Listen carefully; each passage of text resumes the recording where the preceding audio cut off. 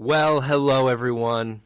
We are back. The Ricecast is back. It's been a couple of weeks, Pastor. We've had a little bit of a break, being out of the country, as you know, in Israel, and so we missed being here with the crew on the podcast. But it's good to be back. You kept calling me at midnight, and then I would call you back. It'd be midnight your time, and we couldn't quite sync up. Yeah, we had up. talked about doing something, but we didn't. It didn't happen. It didn't happen. You Next were time. too busy. Next time. Unearthing biblical artifacts, I'm sure. Tell the people a little bit. What is it? It was a great trip. We had over 100 people and really 3 different groups going, and Cheryl and I were there an extended time, probably longer than we had imagined because we had a group coming a week later. But, hey, we had a great time. I think if you talk to the people who go, they will tell you it was a great trip, one of those kind of trip-of-a-lifetime deals if you've never been. And we try to go every couple of years, bring a group of people. We get asked about it constantly. We do have a trip in 2024, which I don't know that we've announced publicly yet, but we are going to do a Steps of Paul trip in Greece and Turkey. Oh, and nice. that will soon be, it is live, and we'll make that at some point. I guess now we'll put the link out there, won't we? Put it in there. But we will put something out there for people already beginning to sign up for it, so this can serve as a notice for some. But Israel was a great trip. It was just a fantastic time. Each time you see things you've never seen before. But I always say for the people who go, it's a way you see the Bible in color. It's like an advanced Bible class because there's just nothing that replaces going to sites and seeing things and then connecting them with the stories and the histories that you've heard about and that you've learned. You just come away so much more knowledgeable, so much more informed, and it's a deeply inspirational time. I don't know that anybody went that didn't have moments where they didn't feel emotional, and it's just a very, very special place to go. It's a special privilege to be able to do that and lead people to do that. So we had a wonderful time. Was there a stop this trip that kind of jumped out at you, that was like a highlight, that any of the places you visited that just sort of leaped out at you when you were there? Well, of course, most of them I had been to before, but there are always some favorites. We did go for the very first time in my journeys to Jacob's Well through the Samaria region. Other trips have avoided that, but we went up into that area, and so in Samaria saw one of the ancient temples of Omri and Ahab, and where they reigned in Samaria, saw an ancient well that was either in the site of Jacob's Well or could be. It's an ancient well. And church is built around that, commemorating that. So it's a special part that you don't often get to go. Went to the Valley of Elah, on our first trip, which you don't often get to go because it's about an hour and a half outside of Jerusalem. But that's where David and Goliath, of course, met. So it was very cool to walk down in that valley and picked up a few stones. Got a couple over there. So if somebody gets out of hand, I got a few stones to fire away. And it was a great time. And so those were some that I had not done before. But there are always some that get you, like visiting the Garden of Gethsemane on the Mount of Olives. Yeah. Magdala has become a favorite spot up in Galilee, where Mary Magdalene was from. Very authentic site that's being excavated there. So there were just moments like that always seem to grab you. Now I saw a video of you navigating a donkey very expertly. Probably a camel? Was it a camel? No, was it? Let's see. Did it? I thought it was a donkey. Oh, yes, there was a donkey in Petra because with the first group we That's actually had an extension, which I'd never done before, going into Jordan, which was quite complicated getting across the border. But once we got across, you saw Mount Nebo where Moses looked into the land of Israel. But we also went to the great city of Petra, which doesn't have biblical significance, but it's one of the wonders of the world, really, to see that. And that's where, yes, we got up on the donkey and rode up to a very top monastery that had been built up there. So that was quite exciting. Did they give you any sort of tutorial? Because you looked like you... They gave us about a 30-second tutorial, which is basically, here's the rope, hang on. And as we're going up a steep incline, lean forward. Yeah. They said, lean forward. And pray a lot. So that was a great time, though. We enjoyed that very much. I only saw a clip. There was like a group Facebook thing where they were sharing pictures and things. It was awesome. But to me, I want a bigger animal if I'm going to be on the back of an animal. That animal, to me, I was not immediately confident in its... I felt a little sorry for the donkey when I climbed up on it. Others had no problem. But, you think, I'm so sorry. But that's all that's available. When you're hiking up in the desert region, you choose what's available. Right. And a donkey was available. Got you where you needed to go. It got us where we need to go, and it created a little entertainment in the process. And now you're back. You're back in, and we got some things coming up that we got to talk about before we go into anything else in the podcast. I want to kind of go in order here, and I want to say coming up here in a couple of days, there's something that you have in front of you, as I understand it, where you're throwing out the first pitch. Oh, yeah. At a baseball game. Yeah, a lot going on in the summer. Gosh, I thought you were talking about Bible school or something like that. Yeah, I think we have a volunteer night at the Clearwater Threshers game Saturday night. And I guess anybody can go to the ball game, but it's a big deal for the volunteers and trying to have a special appreciation night.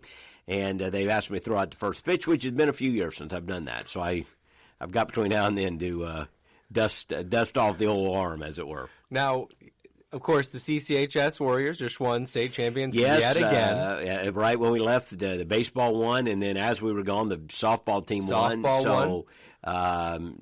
Fantastic. So I'm just saying the eyeballs are going to be on you when they're like, oh, it's That's Calvary. True. This guy's coming from Calvary, and then you drop it in the dirt. That's a bad thing. So I don't know if they'll let me go underhanded or not, but you got to talk to Coach Olson maybe prior to. I should have. I need to get out there and do a little work, and haven't had the chance yet. So, but there's still time between now and Saturday. How hard can it be, right? Are you going to hit him with a curveball? Have you thought about what? I like to do a slider coming in off the plate a little bit. Yeah. Perfect. Well, we'll be there. I'm excited. I'm ready. I'm ready to be impressed. I always, for me, that's a daunting thing because you always see the compilations of just the terrible first pitches you really that go wild. I did a couple years ago, and I really didn't think about it much. Not that I'm a great athlete. I'm certainly not. But I played a little baseball, little boy baseball. So I throw a ball. And I thought, it's not hard to throw a ball. And then you start thinking about it, though. Yeah, but you're not throwing a ball in a big league ballpark, not big league, but a minor league ballpark. Right. And these people are getting paid to do this. And then you got all these hundreds of people watching you. Yeah. And so all of a sudden now you're going, well, you better get it across the plate, bro. At least get it to the catcher, whether it's across the plate or not. Get it to the catcher. So my buddy Frank Hibbert had a moment years ago, our former mayor, who we love, and we all joke about that. It kind of went in the dirt on him. No. But he climbed back up on the horse a couple years later and did it again. Do it right down the middle. Yeah. So Frank can do it. I got nothing but I think it's going to be a strike. I got great confidence in you Saturday. I'm going to bring the heat. So we got that going on Saturday. This coming Sunday, we got a special guest preacher here with us at Clearwater. We are excited to have Jeremy Westbrook back, who was with us for about 5 years as a senior associate and really helped us get our X-150 out of the gate, launched and going, and helped build that engine that it has become today. And Jeremy was hugely instrumental in that. And he's now leading Baptist work in the state of Ohio, doing a fantastic job there. And it's going to be great to have him back in town. And, of course, we couldn't have him here and not have him preach. And so Father's Day at Calvary would be great to have Jeremy preaching. I think campus pastors are on all the other campuses. But for those that remember the Westbrooks, Jeremy, Jennifer, they'll be here at the Clearwater campus preaching at our service. It's going to be fun. So if you're traveling, you join us online, you can stream Pastor Jeremy Westbrook here as our guest preacher. And then, like you said, so that's Sunday, and then Monday right after that, we start VBS. Big week, one of the biggest of the year, really, and our team has always, they just do a fantastic job. They're doing a great job. We will have a huge crowd, and we have it at a couple of our campuses in the morning here at our Clearwater campus, kind of the traditional schedule. But then we also have an evening one, I think, at Eastlake and Seminole, I think. Am I right? That's right. So it's going to be a terrific week of Vacation Bible School here at Calvary. You can still sign up your kids if you haven't signed up. That saves you some time on the first day. You can go to the kind of pre-registered. But if you don't get signed up, or we get this question sometimes, you want to invite your friends and your neighbors, your coworker families, all these families you have in your life. And it is a great time to invite people. I mean, it is. Everyone is looking for something for the kids to do. And, it is just so kid-friendly. Kids have a great time when they come. So if you know kids in your neighborhood, invite them to come to Vacation Bible School and bring them. And, again, if you can get them registered in advance, as you said, it's a little chaotic the first day. Where do I go? Where do I sit? But our volunteers do a terrific job helping you. Just be a little patient on the first day. We'll try to get you there. And we think the kids will have a great, great time next week. And if you don't get pre-registered, you can just walk in the first day. Yeah, absolutely. Doesn't cost, we get asked sometimes, how much does it cost? Mm-hmm.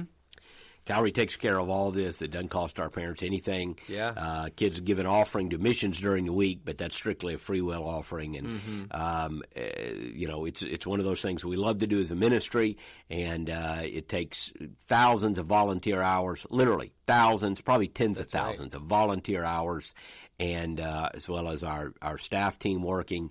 And then it's just a fantastic event. Can't wait for next week. It's going to be so fun. So I'll put the link. I'll put a couple of links in the show notes. Put the link to that Journeys of Paul trip that Pastor mentioned. We did put that in some of the Facebook groups. If you saw that, same trip. But I'll put the link in the show notes here, as well as the VBS. That's in September 2024. If anybody wants to go with us, Steps of Paul, we kind of take the Journeys of Paul, Athens, Corinth, Thessalonica. And it'd be a wonderful trip if you're able to go, September 24. That would be amazing. We'll definitely put that in the show notes along with the VBS registration link, so you can check that out. But coming up also this Sunday, Pastor, it's Father's Day. Father's Day coming up this Sunday. Yes, it is. You got big plans for Father's Day? No.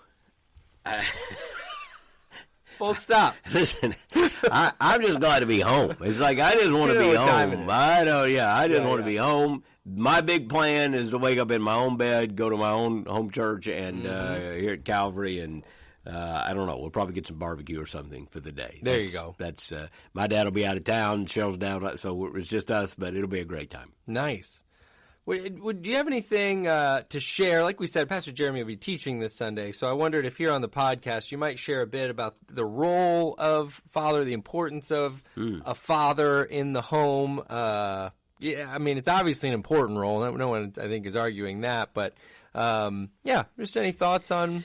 Well, it's so vitally important, both mothers and fathers. And, these are secular holidays, national holidays, Mother's Day, and then I think Father's Day followed. Some dude complained a couple years after that. And so we always think about those days. And yet I always say it is a biblical command to honor your father and mother. So to just kind of at least pay attention to what's going on around us. We don't always change the sermon, or anything. But we do recognize fathers, and we will certainly want to do that Sunday. And I'm sure all of our pastors will be working that into the message and making some special application to our men. I know they will.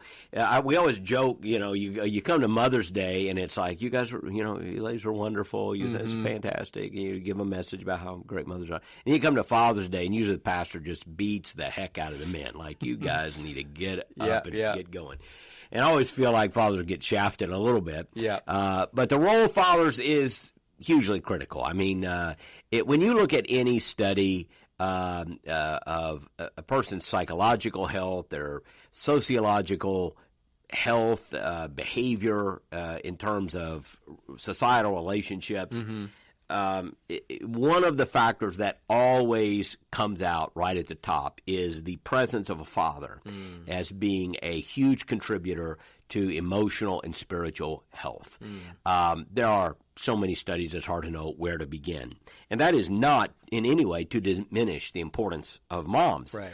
It is just that it's less common to hear a story about a mother not being there than it is to hear a story about a father not being there. Fatherlessness, whether it's fathers who have are not in the home because of divorce or a marital issue, or because they've just not cared for their children. That is a obviously way too common, and it has massive implications for people and just their emotions psychologically and emotionally.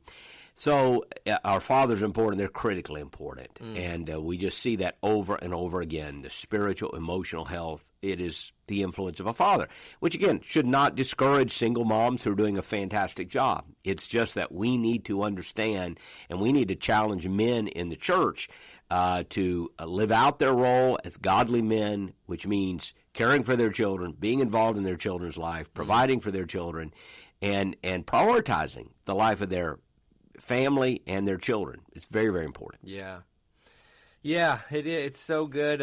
It's all so true. We and like inherently we know the importance. But yeah, like it's a joke and it's a good joke. I've said it as much in our own house. And Mother's Day is full of crafts with like flowers and beautiful. I love you, Mom. And I usually get some sort of paper like tie, some sort of like craft. And I've joked before, so it's nice. For it's all these gifts for Mom and Dad. It's like, here's, you wear this to work. This is what this is for. Get back to work, you. But it is a critical role. It's obviously it makes a huge impact. And Father's Day brings with it, people coming from different places. We did this some with Mother's Day. Just talked about maybe some people who might be coming up to a day like Father's Day from some different perspectives. And one of them I want to touch on is something you brought up just a minute ago, in the unfortunate prevalence of fatherlessness or a home without a father. So if you are coming to Father's Day from that place, you don't have a great relationship with your dad, or you experienced some sort of hurt in that relationship. And again, none of this it's a worthy caveat to say. It's not that these things don't happen, not that there aren't wounds from a relationship with someone and their mother, but it just is far more common with fathers, especially in the areas of abandonment, or there just not being much of a relationship. So what might you say to someone in our church family who is coming up to Father's Day and is kind of reminded or again faced with this painful relationship or lack thereof with their father? Yeah, it's so important. There's a story years ago. I can't cite the exact source, but there was apparently somebody was doing ministry in a prison, a bunch of men in a prison, and they set up a Mother's Day event where they had free cards. They had people there to help the men, write a card to their mother, come say something to your mom. And it was so popular. I mean, they ran out of cards. They couldn't, they thought, maybe 12 guys will come. But they all came to write to their mother, to say things about how much they loved her and how sorry they were, or whatever the case may be. So they said, this is fantastic. And this is one of the biggest things we've ever done. Let's do it for Father's Day. So they got all the cards ready, and almost nobody came. And they realized, okay, there's a huge gap here. If you look at it, the men who are in prison, you see that one of the common threads very often is fatherlessness or a bad relationship with the father. It is more common for a lot of reasons. One of the fallouts of the sexual revolution that has taken place in Western society is the increase in fatherlessness. Because when you divorce sexual intimacy from a covenant commitment of marriage, guess who gets hurt the most? Women and children. And what that did is it created this scenario in which sexual intimacy is decoupled from, again, marriage and family and child rearing, and it becomes a commodity to be sought and traded and used for power. Well, who suffers from that? Children who don't have fathers in their life. So, and again, that's not the only reason for a bad relationship. I always say relationships with father tend to be more complicated. Men in general tend to be less communicative and less authentic about communicating their feelings and being able to communicate those things than women. I mean, we all, again, it's a stereotype, but it's a stereotype because it's partially true. We always joke about, I never saw my father cry, or, you rarely see your father cry. But part of that is just that veneer that, you don't do that. Right. So sometimes because of that, people have a more complicated relationship with their fathers. Yeah, yeah. It's very common for me to hear somebody say, I never heard my father say that I love you. Or my father never told me he was proud of me. There are grown men, and one of the ways you can really see a guy all of a sudden wrecked is if you start asking about the relationship with his father. And I've seen grown men brought to tears to say, my father never told me he loved me or proud of me. I saw a group of men one time, and they were asked to do an exercise of how would your father introduce you if he were here today? And what I quickly learned, it was kind of an exercise. You just watch them crumple. Wow. It became very, very emotional to listen to some of them, even the ones that had a good relationship. Yeah. To say, I think my father would say he's very proud of me. I mean, it overwhelmed them. And, of course, many of them, didn't have that good relationship. What would I say? I would say, look, first of all, you have a Heavenly Father who loves you. And I know that this complicates it because sometimes when you talk about God as a Heavenly Father, immediately, if you don't have a good relationship with your father, it can create all kinds of weirdness, That's right. But we do have a Heavenly Father who is a perfect Father. No human being is perfect. They're all broken. Our moms and dads are both broken people. So if you don't have a good relationship with your father, first of all, I would just say, understand that they are human beings. They are sinners. And there does come a point where you have to understand that. You have to accept that and not carry around the bitterness and the wound of a father who wasn't able to do for you what you wanted him to do. It doesn't excuse that conduct. I'm not saying it's trivial. I'm not talking about forgiving things that are, a couple months ago we talked about when we talk about cheap forgiveness, and it's not when there are deep wounds where there should have been accountability. I'm not even really thinking about that, although certainly those issues are there. I'm just thinking about people who carry around the sense of my father didn't meet my expectations, or I wish my father had been there. And I think at some point you have to recognize that they are fallen sinners. You forgive them, and you find in God a father figure who is constant, is steadfast, is loving, is good, who cares for us. And then I would say, turn around, I've said this to many men, and be the father to your children that you wish someone had been to you. Turn your pain into a gain. God never wastes a hurt. The wound is there. I get it. The hurt is there. But you know what? Reverse the tide in your generation. And I have seen some men who, because they didn't have a good relationship with their father, actually become some of the best fathers. I'm going to be there for my kids the way my dad wasn't there for me. Yeah. And I have a friend, and he grew up in a very dysfunctional, broken family, and he has a fantastic family. He's got fantastic kids. He and his wife have done a terrific job. And I often say to him every time we ever get to talking about it, have you ever thought how you and your generation, what God did in your life changed everything? You gave your kids something you never had. And it's always a very emotional thing when I reflect on it, because I really see it in his life, but I've seen it in many lives. So you forgive those who've hurt you. You can't, and that can be a very powerful moment, particularly if it's your parents. And then determine that you want to be the kind of father that you didn't have. Spend that time. Prioritize that time. Care about your kids. Don't miss the opportunity to tell your kids, I love you. Nobody's going to die and say, my father told me he loved me too much. Nobody's going to get in their life and say, my father, he kept telling me he was proud of me. I wish he'd have stopped. Nobody says that. Right? It meant something to us. Yeah. And so I try to tell my kids as often as I can, I'm proud of you. And I am proud of every one of them. And I love them, and I want them to know. I want them to know when I'm gone, he loved us and he was proud of us. And so it's a powerful legacy that you can leave. But we do empathize with those that have complicated relationships, broken relationships, and relationships that, there's a deep wound there and a deep pain there. You take it to God. We're broken people. We take our wounds to God. We find grace, and then we give grace. And let God change us to be the kinds of people we ought to be. Yeah, it's so good.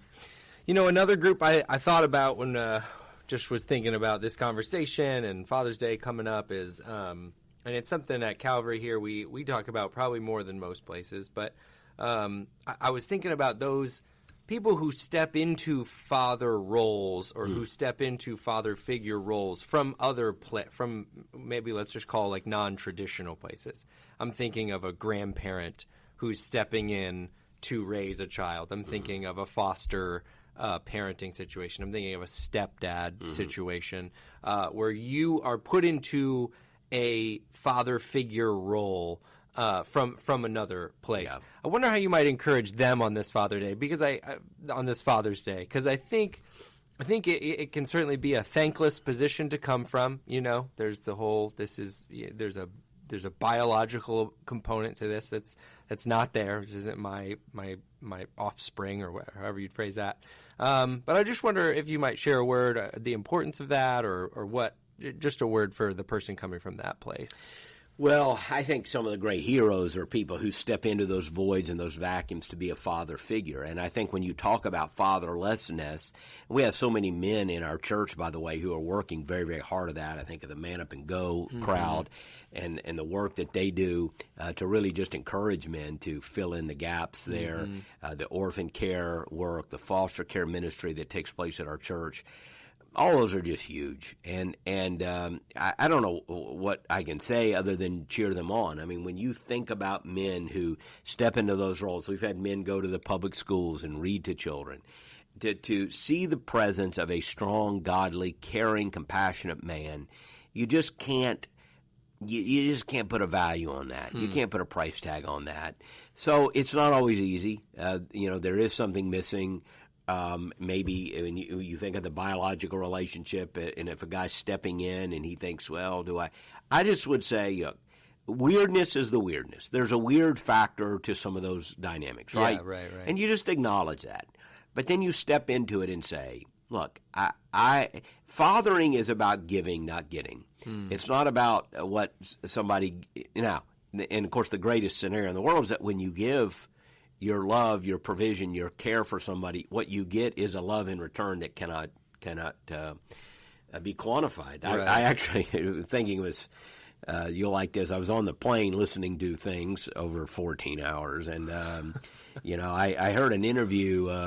Somehow I downloaded a Jerry Seinfeld thing, and he was sitting there talking to Dana Carvey. It was funny, one of those comedians at coffee. It was very funny. They just made Dana Carvey just cracks me up. Yeah, but they had a serious moment, and Garvey looked at Seinfeld and said, "So, what is a moment in which you know you are the most happy? What moment makes you that you feel loved beyond?"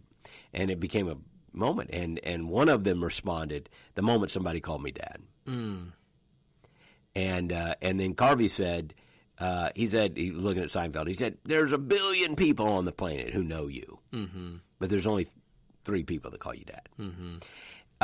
That's special, right? That's special. And I think men need to remember that, because we want the applause of others, we want the recognition of others, we want the respect of others, but there's only a few that call you dad.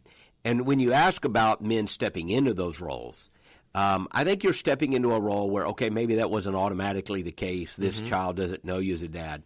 But you can give the kind of example, the kind of love, the kind of compassion that can make a difference. And at some point, they may be able to give it back. But it has to be purely unselfish in that moment. And I think so for the dads who act as stepdads or foster parents, it's one of the most sacrificial, loving things that we can do. And of course the Bible talks about caring for widows and orphans, and it's men stepping into that role to be the leader, to give of themselves. All I can say is God is watching. It makes a huge difference, and you guys are incredible heroes. And I would just say to the men in our church, there's opportunities to do that. Get involved. Absolutely. Again, we partner with Man Up and Go very, very heavily. We have men's Bible studies where we are always talking about opportunities and ways to get on mission and be involved. And I would just strongly encourage the men to do that. Yeah. Mentor opportunities, all kinds of things. And it's hard to imagine, like you say, we know typically with men there's a desire to be respected, to be successful. All those things are great. But ultimately, at the end of the day, when you leave your company, they're just going to get someone else to do that job, and they're just going to, or it'll get sold off, or the industry you're in will move on. But the impact you make, either on your biological children or stepping in as a father figure for somebody else, it's hard to imagine. Yep. I really believe that's true. I mean, any of us could drop dead. They'll find somebody else. I mean, they may, they may grieve you, and there'll be friends that will miss you. But the role you have as a father, that's paramount.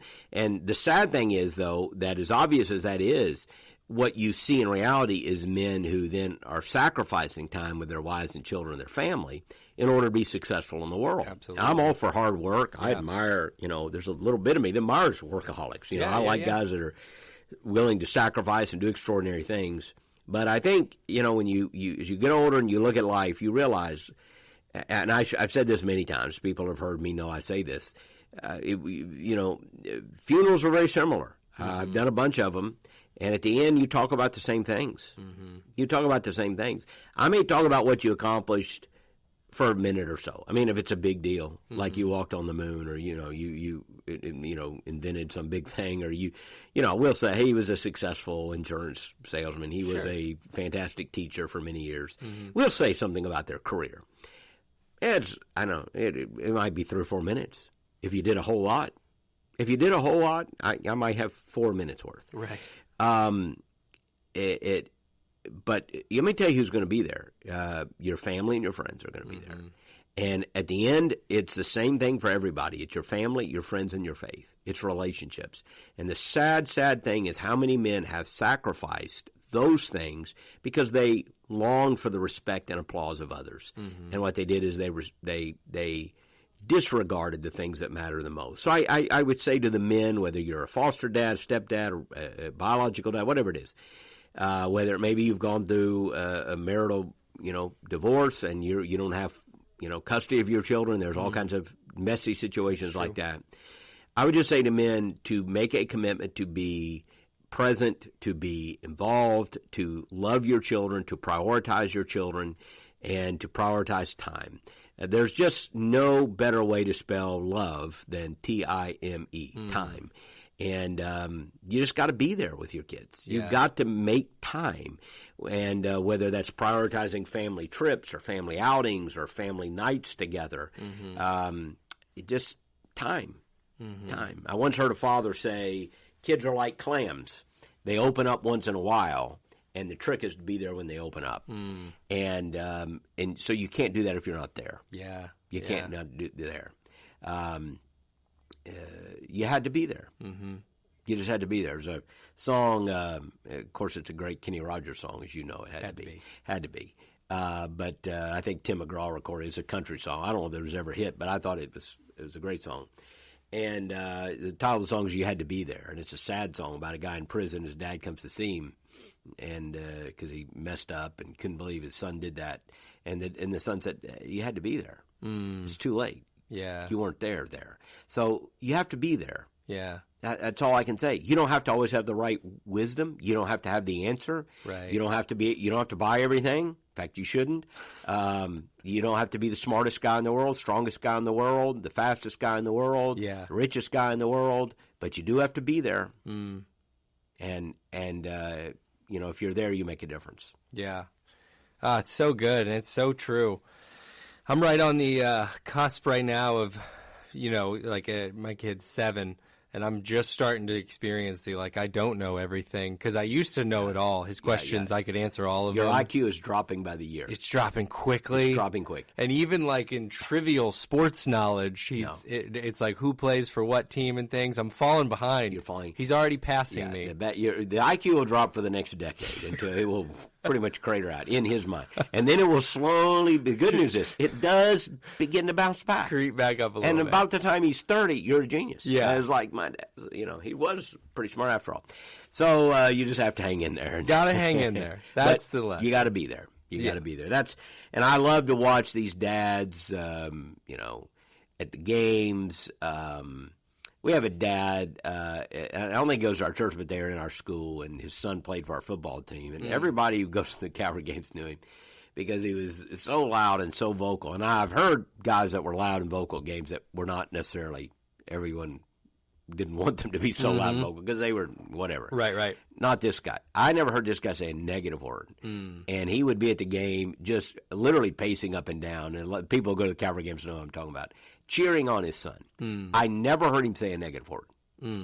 And he would cheer constantly during the game. I mean, he would be pacing back and forth and he's a big man, strong man, and he would be yelling. But it was always this positive encouragement. And after a while I thought, that is just so amazing that his son will have that memory of his father. And his father was never cutting him down. His father was always, he was challenging him. But it was encouraging. And I don't know how you put a price tag on what that means to a young man. You just can't. Yeah, you can't. You can't, and there's a ton of good fathers just like that here at the Calvary, in the Calvary family. And so as we head into this Father's Day, a lot of good words there today, a lot of good wisdom, and we just want to celebrate all the great fathers we have here at Calvary. For you guys that are getting it done and being there and sacrificing, and it's a good day to honor you and to say thank you for what you're doing. It makes a difference, and we hope that this week can be an encouragement to you. I hope you get to fire up the grill, That's right. I hope you get to put your feet up maybe for a little, but the grill, it's like that's the thing on Father's Day. I want a grill. I want to be on the grill. I don't want to have I don't want it to be super lazy. I like working the grill on Father's Day. Moving the grill, yeah. Just shoot, because cooking really, some meat. You're not doing anything on that grill. Cooking some meat. You're just shushing it. No, I always do want to, especially like a hamburger. You're putting it on there. Oh, thanks for doing that. I put it on. I flipped put it on one the fire. time.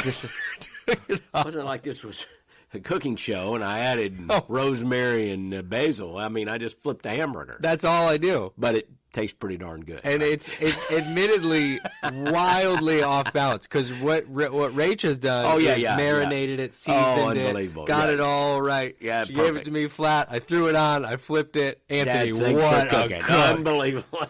You got to have Anthony's burgers. They are the best. Yes? Absolutely. We'll take credit where we can. I know how to put it on the grill, don't I? But we will. We'll take that credit. I hope it's a great Father's Day. I hope you can join us here at Calvary. We are in our summer schedule everywhere but Crystal Beach. Crystal Beach campus has their 2 worship services. Everywhere else, Eastlake, Seminole, Clearwater, we are at 10:30. That's been really fun. Everybody kind of like a summer reunion to get everybody together. And again, couple weeks here, most of our campuses, and as we look at school, but it's been fun in the summer to kind of have that kind of like a reunion feel. Everybody's back together for a few weeks. And so come early. Got to come early and get a good seat. You do. Yeah. Get here early, get a good seat. It's going to be fun. We got some special things planned for dads. Hope you can join us.